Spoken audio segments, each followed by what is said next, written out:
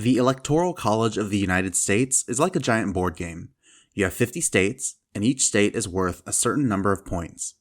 Candidates running for president have to win states and collect points. Whoever wins at least 270 points wins the presidency.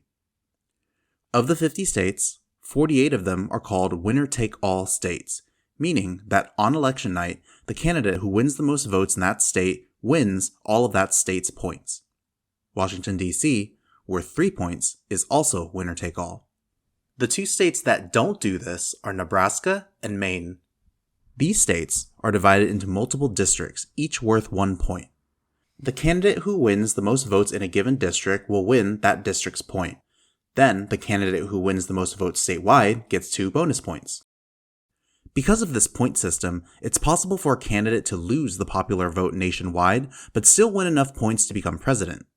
This has happened 5 times in US history.